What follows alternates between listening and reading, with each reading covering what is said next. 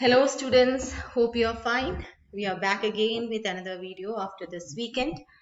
Hope by this time you have studied all other videos and now you know the two fundamental concepts in managerial economics like opportunity cost and incremental principle.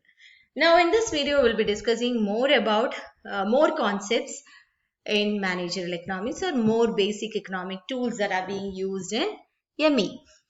Now, the third one is concept of time perspective or principle of time perspective. Okay, from the name itself, you might be now guessing what it is.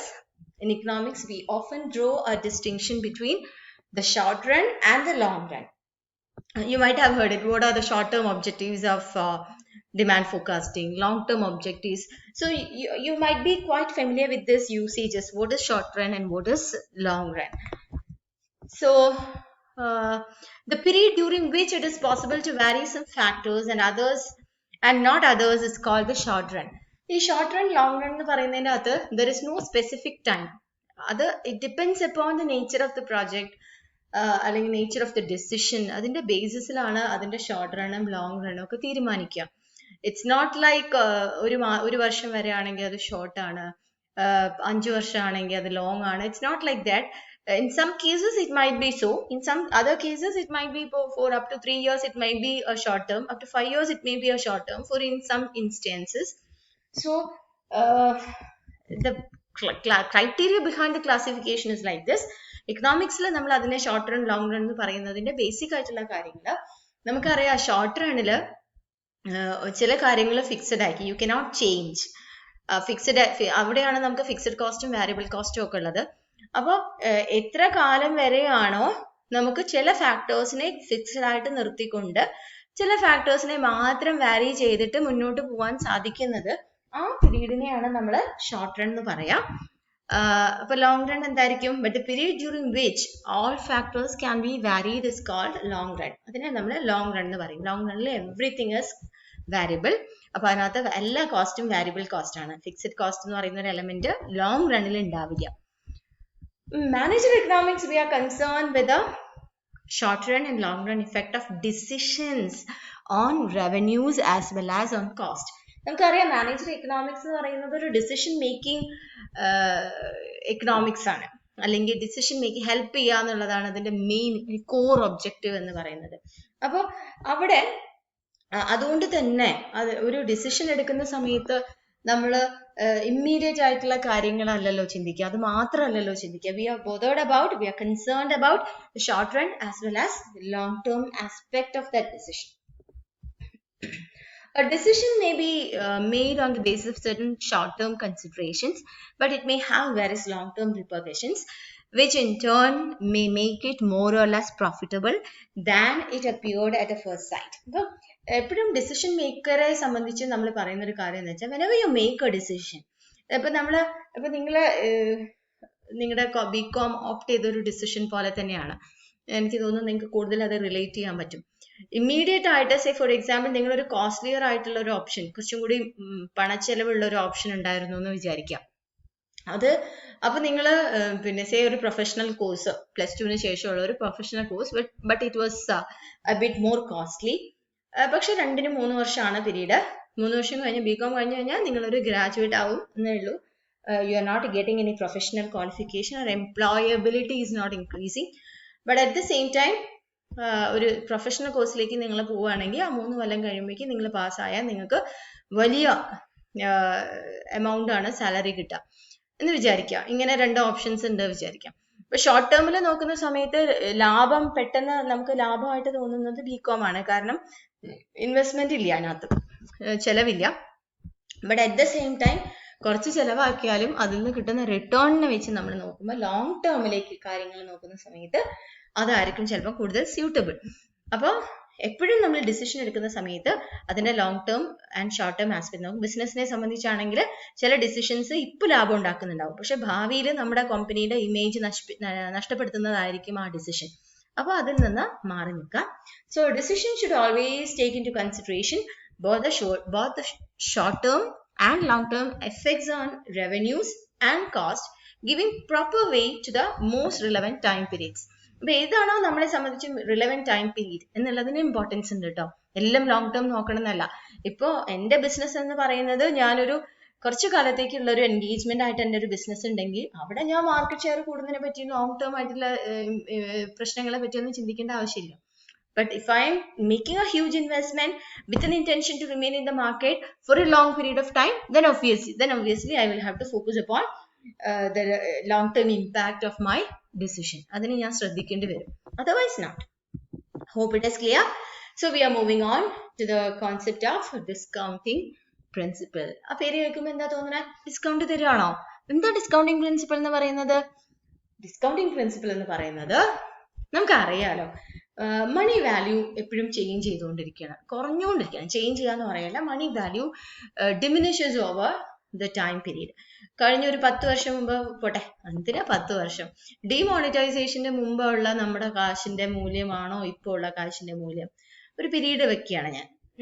അതല്ലെങ്കിൽ ഒരു 2 years 3 years മുമ്പേ നമുക്ക് ഒരു 1000 രൂപ കയ്യിലുണ്ടെങ്കിൽ നമുക്ക് എന്തൊക്കെ സാധനങ്ങൾ വാങ്ങിക്കാമായിരുന്നു, ഇപ്പൊ അതുകൊണ്ട് എന്തൊക്കെ കിട്ടും എന്നുള്ളത് ചിന്തിച്ചു കഴിഞ്ഞാൽ നമുക്ക് മനസ്സിലാവും the money value is being decreasing.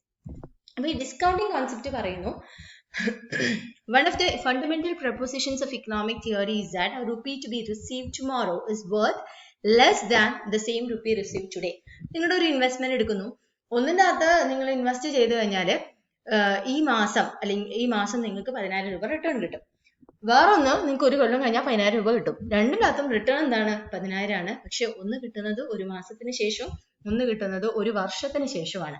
ഏതായിരിക്കും നമ്മൾ ചൂസ് ചെയ്യുക? ഒബ്വിയസ്ലി നമ്മൾ ഏതാ ചൂസ് ചെയ്യുക? ഫസ്റ്റ് ഒരു മാസത്തിന് ശേഷം കിട്ടുന്നതാണ് ചൂസ് ചെയ്യുക. എന്തുകൊണ്ടാണ്? നമുക്ക് എത്ര നേരത്തെ കിട്ടുന്നോ അത്രയും പണത്തിന് മൂല്യം കൂടും. ഇപ്പൊ ഒരു വർഷം കഴിഞ്ഞ് കിട്ടുകയാണെങ്കിൽ മിനിമം നമുക്ക് എന്തെങ്കിലും കിട്ടണം, ഒരു 20,000 കിട്ടിയാൽ നമുക്ക് വേണമെങ്കിൽ അതിനെക്കുറിച്ച് ചിന്തിക്കാം. അത്രയേ ഉള്ളൂ. അപ്പൊ ആ ഒരു കോൺസെപ്റ്റ് ഡിസ്കൗണ്ടിങ് പ്രിൻസിപ്പിളിൽ പറയുന്നു, whenever you make a decision, നമ്മുടെ റവന്യൂ ആണെങ്കിലും ചെലവാണെങ്കിലും നമുക്ക് എത്ര കോസ്റ്റ് വരുന്നു, എത്ര റവന്യൂ വരുന്നു, അതിനെ നമ്മൾ പ്രസന്റ് വാല്യൂലേക്ക് കൺവേർട്ട് ചെയ്യണം. ആ പ്രസന്റ് വാല്യൂലേക്ക് കൺവേർട്ട് ചെയ്ത് കമ്പയർ ചെയ്തിട്ടേ ഉള്ളൂ. Say for example I M making an investment of 10,000 ഞാൻ ഇൻവെസ്റ്റ് ചെയ്തിട്ട് എനിക്ക് ഒരു വർഷം കഴിയുമ്പം അല്ലെങ്കിൽ 2 വർഷം കഴിയുമ്പം എനിക്ക് 5,000 രൂപ റിട്ടേൺ കിട്ടും, അല്ലെങ്കിൽ സേ 15,000 രൂപ റിട്ടേൺ കിട്ടും. അപ്പോൾ കാണുമ്പോൾ എന്താ, 10,000 ഇൻവെസ്റ്റ് ചെയ്തിട്ട് 15 കിട്ടും. പക്ഷെ ഈ 2 വർഷം കഴിയുമ്പോഴുള്ള 15,000ന്റെ വാല്യൂവും ഇപ്പോൾ ഉള്ള 10,000ന്റെ വാല്യൂയും കൂടെ നമ്മൾ കമ്പയർ ചെയ്യണം. അതിന് നമ്മൾ എന്ത് ചെയ്യണം? ഈ 15,000നെ നമ്മൾ പ്രസന്റ് വാല്യൂയിലേക്ക് കൺവേർട്ട് ചെയ്തിട്ട് നമ്മൾ 10,000 ആയിട്ട് കമ്പയർ ചെയ്ത് നോക്കുമ്പോൾ 10,000നേക്കാൾ കൂടുതലാണെങ്കിൽ, 15,000ന്റെ പ്രസന്റ് വാല്യൂ നമ്മൾ 10,000നേക്കാൾ കൂടുതലാണെങ്കിൽ obviously it is profitable, otherwise you have to leave it. അപ്പൊ ഡിസിഷൻ എടുക്കുന്ന സമയത്ത് അതിന്റെ റിട്ടേണിനെ നമ്മൾ എന്ത് ചെയ്യണം? ഡിസ്കൗണ്ട് ചെയ്യണം. If a decision affects both cost and revenue at future dates, it is absolutely essential to discount those costs and revenue so as to make them comparable to some present value before a valid comparison of alternatives is possible. അപ്പോൾ നമ്മൾ present വാല്യൂവിനെ വെച്ചിട്ട് valid ആയിട്ടുള്ള compare ചെയ്യണം. Okay, അതിന്റെ ബേസിസിലായിരിക്കണം നമ്മൾ decision എടുക്കുന്നത്. Moving on. Next is the concept of equi-marginal principle. We have already discussed about the marginal concept, marginal cost, marginal revenue എന്ന് പറയുന്ന കോൺസെപ്റ്റിനെ കുറിച്ച് നമ്മൾ ഇൻക്രിമെന്റൽ കോസ്റ്റ് പറഞ്ഞ സമയത്ത് കുറച്ചും കൂടി കൂടുതലായിട്ട് പറഞ്ഞിട്ടുണ്ട്. ഓക്കെ, ഇക്വി മാർജിനൽ, ആ പേര് കേൾക്കുമ്പോൾ എന്താ മനസ്സിലാവുന്നത്?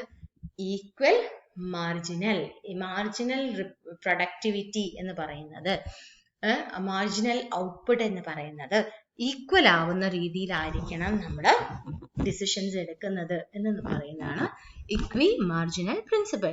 It's also known as principle of maximum satisfaction. According to this principle, an input should be allocated in such a manner that the value added by the last unit of input is same in all cases. ഇപ്പൊ ഞാൻ 3 തരത്തിലുള്ള manufacturing operations നടത്തുന്നുണ്ട്. ഈ 3ലേക്ക് ഞാൻ ഒരേപോലെ ലേബറിനെ employ ചെയ്യുന്നു. എന്നിട്ട് ഒന്നിന്റെ അകത്തുള്ള മാർജിനൽ പ്രൊഡക്ടിവിറ്റി ഹയർ ആണെങ്കിൽ അത് സൂചിപ്പിക്കുന്നത് എന്റെ അലോക്കേഷൻ ഒപ്റ്റിമം അല്ല എന്നാണ്. എപ്പോഴാണോ നമ്മൾ ഇൻപുട്സിനെ അലോക്കേറ്റ് ചെയ്യുമ്പം same level of marginal productivity ഉണ്ടാക്കുന്നത്, അപ്പോൾ മാത്രമേ നമ്മുടെ അലോക്കേഷൻ എന്താവുന്നുള്ളൂ, ഒപ്റ്റിമം ആവുന്നുള്ളൂ, മാക്സിമം സാറ്റിസ്ഫാക്ഷൻ കിട്ടുന്നുള്ളൂ. അതിനെയാണ് ആ ഒരു കോൺസെപ്റ്റിനെയാണ് നമ്മൾ എന്ത് പറയുന്നത്, ഇക്വി മാർജിനൽ പ്രിൻസിപ്പിൾ എന്ന് പറയുന്നത്. Then the equi-marginal principle can be applied in a variety of real-life situations. The situations that നമുക്ക് use ചെയ്യാം. Usually, we find its widespread use in budgeting, the objective of which is to allocate resources where they are most productive. Okay? അപ്പോൾ ഇത്രയാണ് നമുക്ക് equi-marginal principle നെ കുറിച്ച് പറയാനുള്ളത്. ഇനിയും നമുക്ക് risk and uncertainty എന്ന് പറയുന്ന ഒരു കോൺസെപ്റ്റും കൂടെ പെട്ടെന്ന് ഡിസ്കസ് ചെയ്യാം. എന്താണ് റിസ്ക് ആൻഡ് അൺസർട്ടാനിറ്റി? ഇത് നിങ്ങളുടെ ടെക്സ്റ്റ് ബുക്കിൽ കണ്ടിട്ടില്ല. നമുക്കറിയാം ഫ്യൂച്ചർ ഓറിയന്റഡ് ആണ് എല്ലാ ഡിസിഷൻസും. നമ്മൾ ഡിസിഷൻ എടുക്കുന്നത് ഇന്നത്തേക്കല്ലല്ലോ, നാളത്തേക്കാണ് ഡിസിഷൻസ് എടുക്കുക. നാളെ എന്ന് പറയുന്നത് അൺഫോർസീൻ ആണ്. Future is uncertain and involves risk. The uncertainty is due to unpredictable changes in business cycle. പല കാരണങ്ങളാവാം, structure of economy, government policies etcetera. അപ്പോൾ economic theory generally assumes that the firm has perfect knowledge, ഇതാണ് important, perfect knowledge of its cost and demand relationship of its environment. അങ്ങനെ perfect knowledge ഉണ്ടെങ്കിൽ uncertainty is not allowed to affect decisions. നമ്മുടെ ഈ അനിശ്ചിതത്വത്തിനെ ഡിസിഷനെ effect ചെയ്യാതിരിക്കാൻ നോക്കും.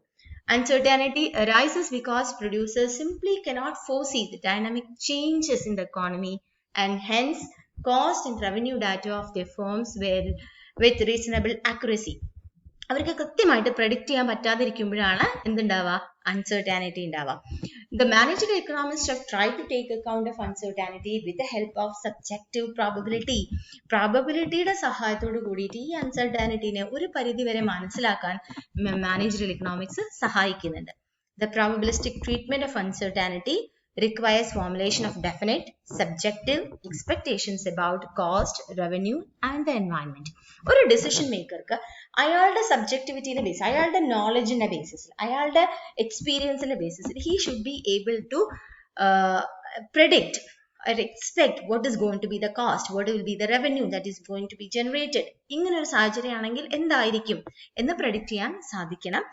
സാധിക്കാൻ വേണ്ടിയിട്ട് probability help ചെയ്യുന്നു. അങ്ങനെ ഇത്രയും കോൺസെപ്റ്റ്സ് ആണ് നമുക്ക് ഫണ്ടമെന്റൽ കോൺസെപ്റ്റ്സ് ആയിട്ട് പഠിക്കാനുള്ളത്. ചില ആർട്ടിക്കിൾസിൽ നമുക്ക് കോൺട്രിബ്യൂഷൻ എന്ന് പറയുന്ന ഒരു കോൺസെപ്റ്റും നെഗോസിയേഷൻ എന്ന് പറയുന്ന വേറൊരു കോൺസെപ്റ്റും പറയുന്നുണ്ട്. സിമ്പിൾ ആണ്. ഓക്കെ, അത് നമുക്ക് മീറ്റിൽ എങ്ങാനും ഡിസ്കസ് ചെയ്യാം. Hope it is fine. Thank U.